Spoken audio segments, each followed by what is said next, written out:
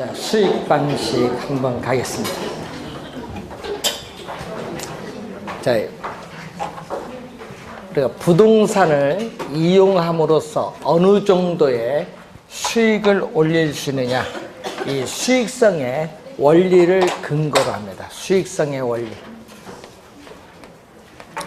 자, 이 수익성의 원리를 근거로 하고, 여기는 우리가 공급 측면이 아닌 수요 측면을 중시하는 우리가 수요자, 가격의 성격을 가지고 나타나는 방식이 수익 방식입니다. 수익 방식. 자, 이 수익 방식은 이 대상 물건의 가액을 구하는 수익 환원법이 있고, 대상 물건의 임대를 구하는 수익 분석법이 있습니다. 이때 수익 환원법은 대상 물건의 가액을 구하는데, 이 대상 물건의 가액을 수익 가액이라고 하고, 대상 물건의 임대료를 우리 수익 분석법에서 구한 대상 물건의 임대료를 수익 임대료라고 하죠.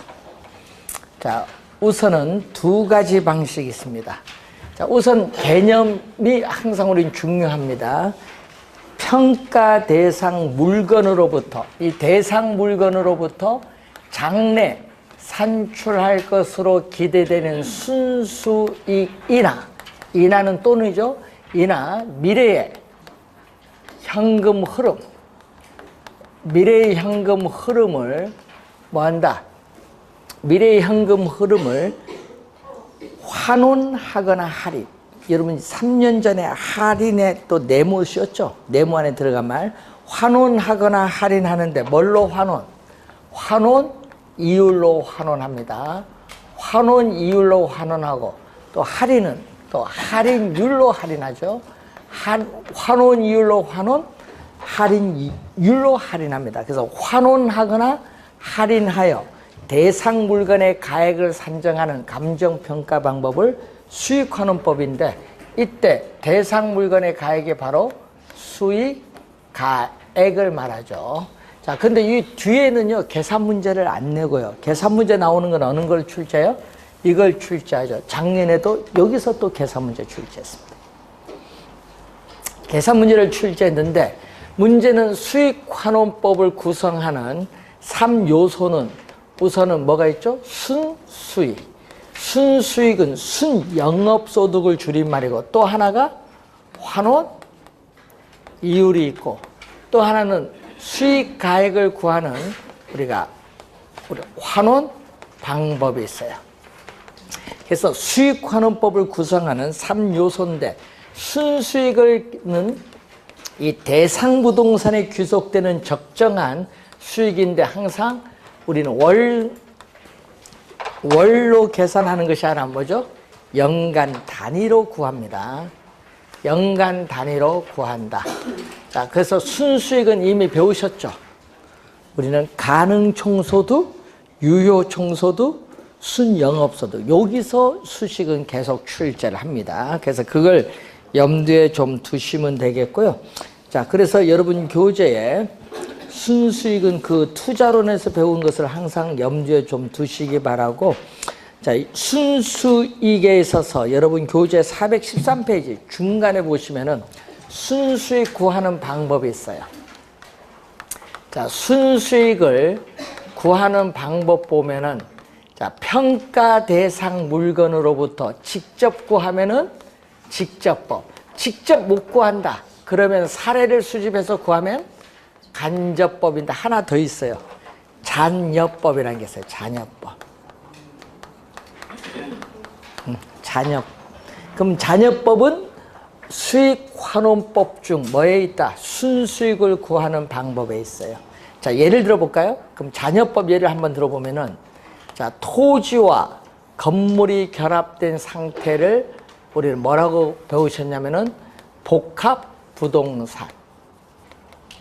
토지와 건물이 결합된 복합 부동산의 순수익이 발생을 하는데, 여기서 뭐를 빼냐 하면요, 건물, 토지 건물 분리할 수 있다고 보고 분리할 수 있다고 보고 건물의 순수익을 빼면 뭐가 나오죠? 토지. 두 개 합친 순수익에서 건물을 빼면 토지 순수익이 나오죠. 이 토지 순수익을 환원이율, 요 토지 순수익을 환원이율로, 토지 환원이율로 환원해서 토지 가액을 구하는 방법을 토지 잔여법. 복합부동산의 순수익에서 또 토지 순수익을 공제를 해서 또 건물 순수익이 나오는데 이 건물 순수익을 또 건물 환원 이율로 환원해서 건물 가액을 구하는 방법은 건물 잔여법이에요. 그래서 이렇게 잔여법은 순수익 구하는 방법에 있다. 이렇게 보시면 되겠죠.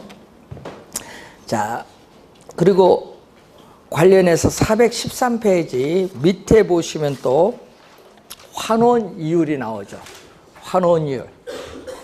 환원 이율의 개념을 보면은 대상 물건으로부터 장래 산출할 것으로 기대되는 순수익을 통해서 부동산 가액을 구하기 위한 이율인데, 부동산 가액이 10억인데 순수익이 1억이다. 그럼 10억에 1억이니까 몇 프로죠?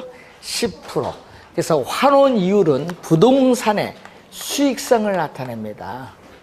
환원 이율은 부동산에 있어서의 수익성, 부동산에 있어서의 수익성을 나타내는 이율입니다. 그래서 우리는 사전 수익률이면서 기대 수익률의 개념이 환원 이율이죠. 수익성을 나타낸다. 그래서 투자자 입장에서 보면은 수익성을 나타내니까 투자 지표로서의 역할을 합니다. 자, 환원 이율 구조가 있어요. 자, 환원 이율의 구조가 여러분 교재 414페이지에 밑에 나와 있죠. 구조를 보시면은 환원 이율은 투자한 자본으로부터 미래에 얻을 수 있는 자본에 대한 수익률에다가 또 미래의 부동산 사용에 따른 감가상각분을 회수를 해야 되죠. 자본 회수율을 더해준 개념인데, 이 자본 수익률로서 뭐를 오냐면은 미래에 예상되는 자본 수익을 현재의 가치로 할인을 해야 되기 때문에 자본 수익률은 할인율의 개념으로서, 자본 회수율은 미래의 부동산 사용에 따르는 감가상각분을 회수를 하기 때문에 이것은 자본 회수율은 감가상각률의 개념입니다. 환원이율의 구조. 자, 환원이율의 종류. 자, 환원이율의 종류를 보면은, 자, 우선 한 개의 물건에 대해서 적용되는 개별 환원이율. 예를 들면 토지 환원이율, 건물 환원이율. 또 이렇게 토지, 건물 두 개 이상의 물건에 대해서 적용되는 종합 환원 이율의 개념이 있어요. 또 감가, 상각률 포함 여부에 따라서 상각 전 환원 이율, 상각 후 환원 이율이 있고, 또 소득세 포함 여부에 따라서 소득세 공제 전 환원 이율, 소득세를 공제한 후의 환원 이율, 이런 개념들이 있어요. 환원율의 종류 우선 확인을 해봤고, 415페이지에 환원이율 구하는 방법. 올해 시험에서 환원이율을, 작년에는 요 계산 문제 냈기 때문에 올해는 이쪽을 좀 주의를 좀 많이 해야 돼요. 자, 환원이율 구하는 방법 5가지가 나오고 있습니다. 자, 환원이율 구하는 방법 5가지가 나오는데, 제일 먼저 나오는 게 바로 뭐죠? 시장 추출법. 시장 추출법. 시장 비교 방식 또는 시장 접근법이라고 하죠.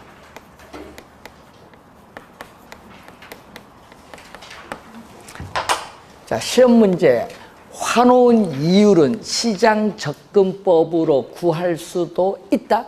맞는지는. 시장 접근법이 시장 추출법이죠. 추출은 뽑아내는 거죠.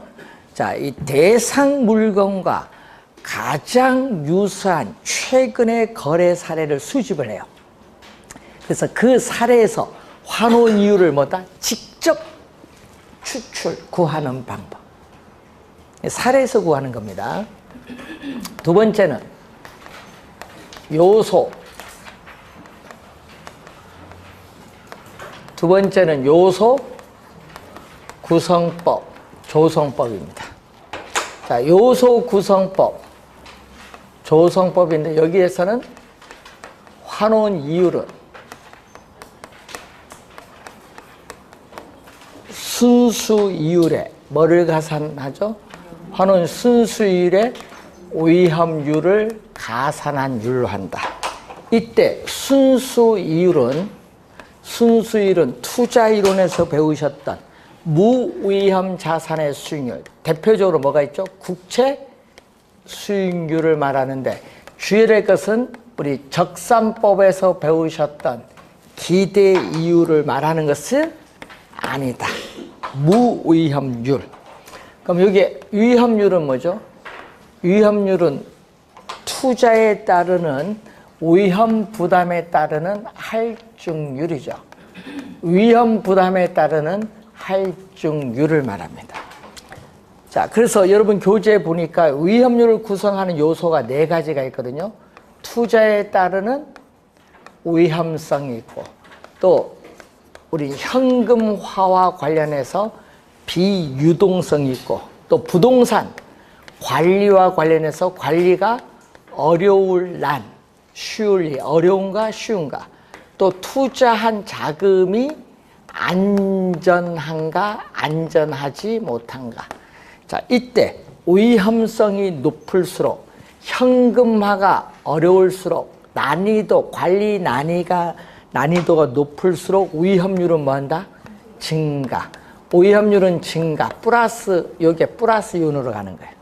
그런데 자금이 안전성이 높으면 어떻게 돼요? 자금이 안전성이 높으면 오히려 위험률은 줄어들죠? 위험률은 뭐한다? 감소, 마이너스 요인이 돼. 감소하는 요인.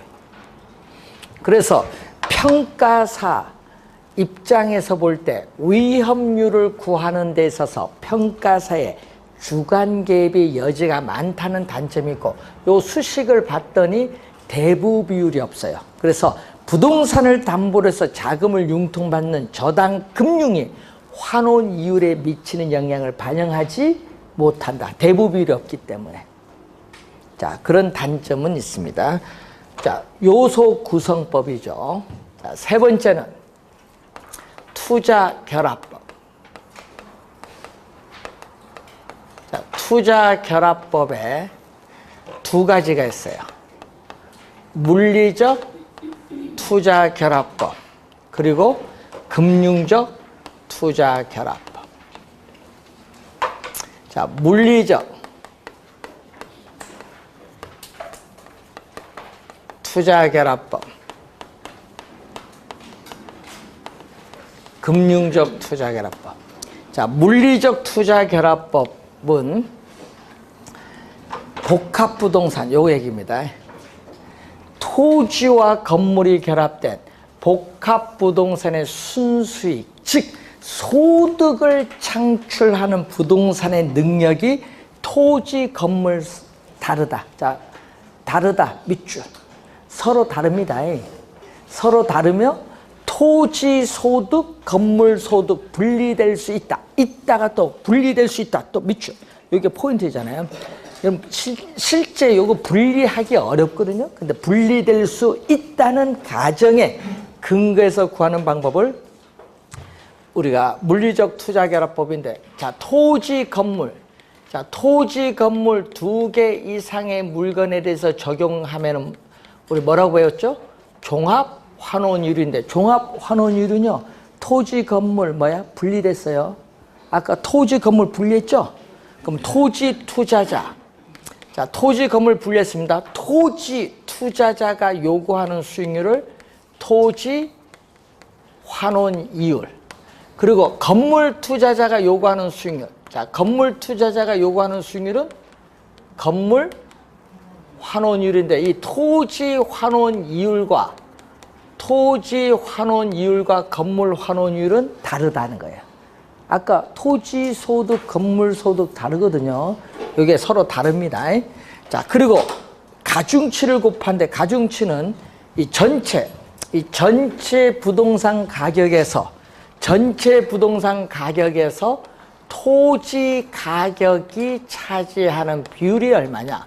여기는 전체 부동산 가격에서 뭐가 차지하는 비율? 건물 가격이 차지하는 비율이 얼마냐. 이걸 보는 거죠.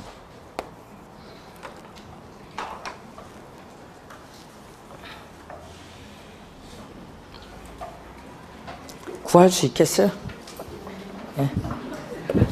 이걸 구해야 되는데.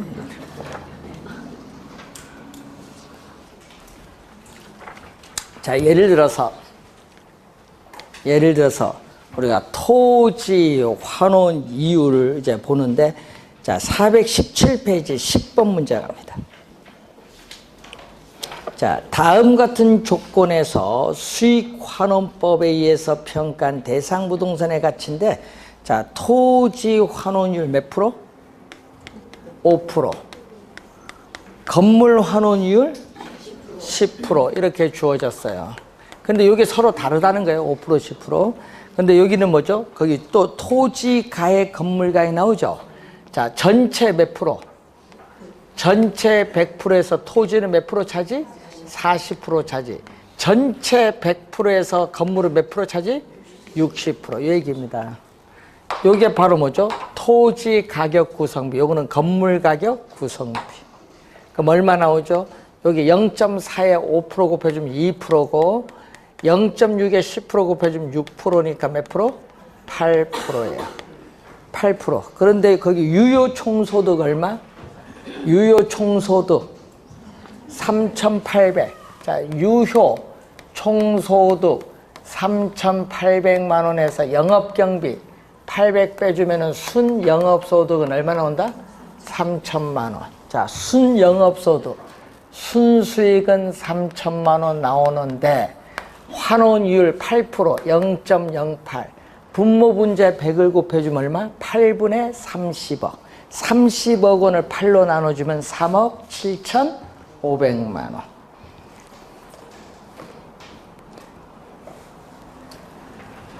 물리적 투자결합법. 자, 금융적 투자결합법. 금융적 투자결합법. 금융은 자금을 융통받는 거거든요. 자, 여러분 금융기관으로부터 자금을 융통받아 투자 이루어지면은 요거는 내 돈과 남의 돈으로 나눠요. 내 돈, 남의 돈. 그러면은 환원이율은, 자, 거기 볼까요?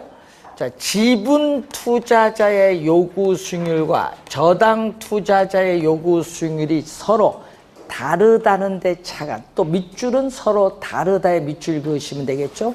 투자 자본을 금융적 측면에서 구분하는 방법인데, 그러니까 지분 투자자는 바로 여러분인데, 이 지분 투자자가 요구하는 수익률을 우리는 지분 투자자의 요구 수익률을 지분 환원 이율이라고 해. 지분 환원 이율.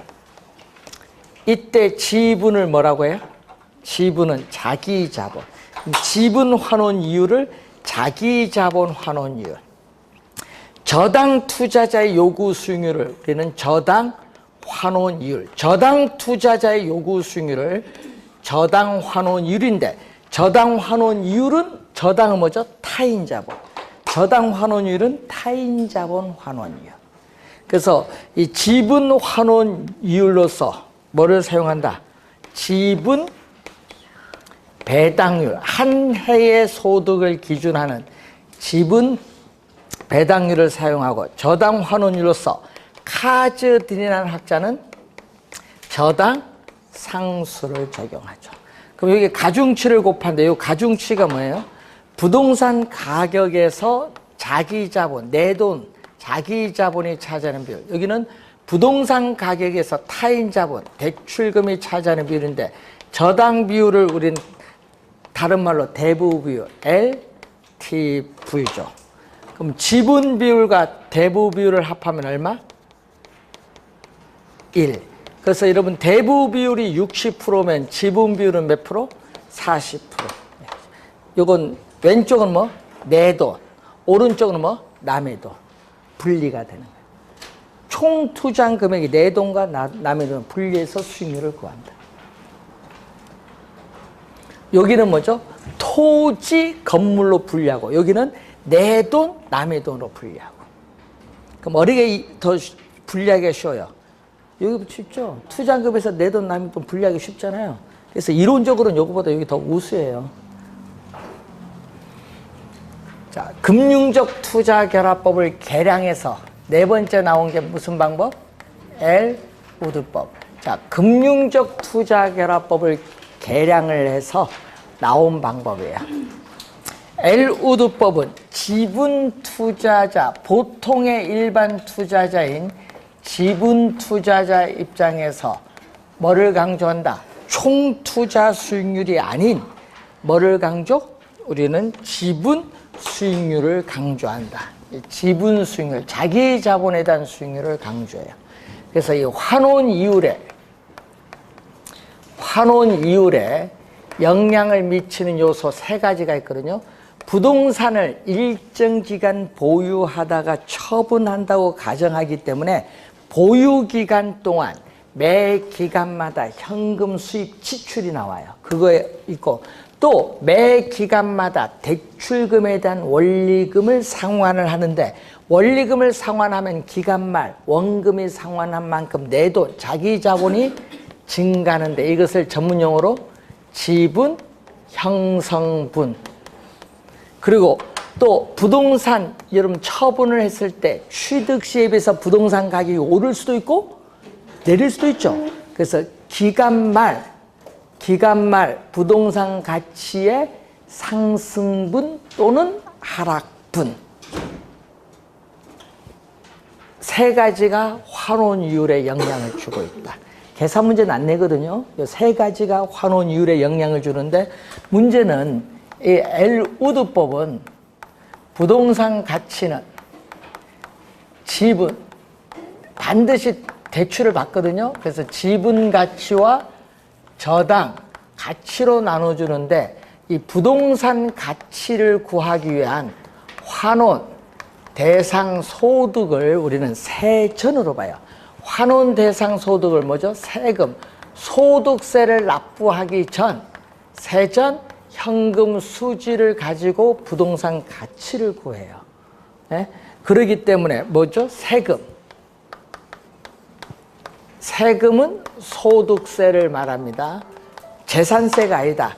이 세금이 부동산 가치에 미치는 영향, 세전이니까 이 부동산 가치에 미치는 영향을 고려하지 않는다라는 단점이 있어요. 문제점. 세전이에요. 세전. 자, 그래서 우리는 또 지분 투자자 입장에서 환원 이율을 구하는 것을 비판해서 나타난 다섯 번째가 부채 감당법. 개텔법. 누구 입장에서? 저당 투자자. 저당 투자자인 대출자 입장이다.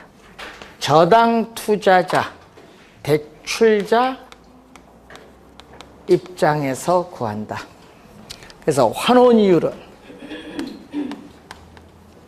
뭐에 근거하냐면 부채 감당률에 근거한다. 자, 투자 이론에서 배운 부채 감당할 수 있는 비율, 이것에 근거해서 환원 이율을 구하는데 여기에다가 부동산 가격에서 대출금이 차지하는 비율, 대부 비율에다가 우리는 저당 상수를 곱해서 구하는데 이 세 가지가 모두 금융기관이 중시하는 요소로 환원 이율을 구하기 때문에 객관적, 계산 간편하다 장점이에요. 근데 투자 의사결정은 여러분이 내리는 겁니다. 투자 의사결정의 가장 궁극적 주체는 지분 투자자인데 저당 투자자 입장에서 환원이율을 구하기 때문에 대출자를 지나치게 보호를 하고 있다는 비판을 받고 있는 이론이죠. 자, 작년에 뭐 출제한 줄 아세요? 작년에 요거 출제했거든요. 작년에 부채 감당률 2, 작년에 대부 비율 50%, 대부 비율 50%, 저당 상수 0.1 주어졌어. 세 개 다 주어졌어. 환원율 얼마냐? 요거 얼마? 5%에 2 곱해주니까 몇 프로? 10%. 작년에 출제된 질문. 곱하기 할 수 있죠? 네? 안 되면 전자계산기 이용하시고. 작년에 또 출제했어요. 24에도 나오고요. 작년에 또 나오고. 하여튼 시험에 많이 나오죠. 수식은 계산 못해도 암기를 해놔야 돼요. 또 여기 내거든요. 우리 과거에는요, 요 네모 안에 들어갈 말 무엇입니까? 물어요. 또 요 네모 안에 들어갈 말 무엇입니까? 이런 식으로 또 물을 수도 있기 때문에 수식은 암기를 해놔야 됩니다.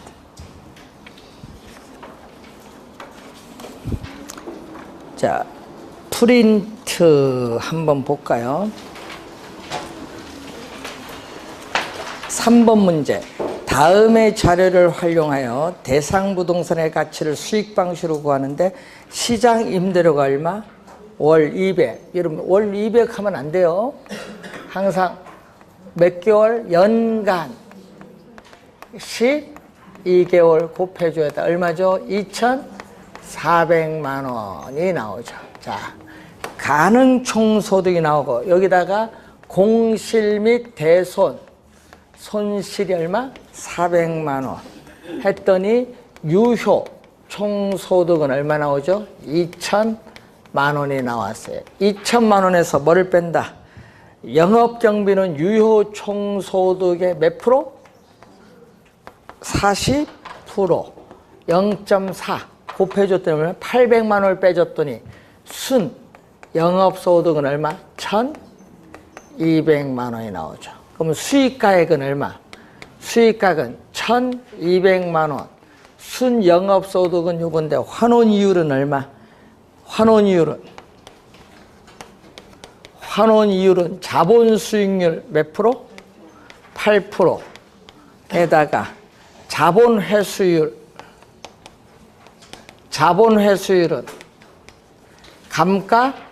감가상각률인데 거기서 경제적 남아있는 내용연수 얼마? 25년분의 1 곱하기 100을 해주니까 몇 프로? 4%. 경제적 내용연수분의 1 남아있는 거 25년 4% 더해줘도 몇 프로? 12%. 0.12 100 곱해주면 12분의 얼마죠? 12억 원 해서 나눠줬다 얼마? 수익가액은 1억 원. 1번 정답.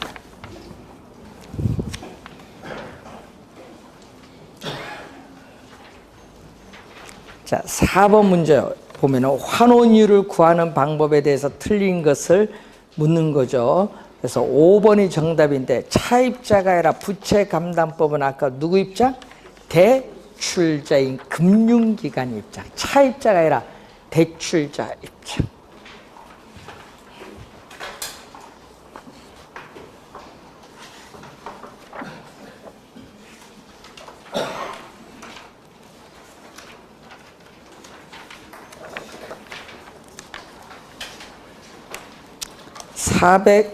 (437페이지)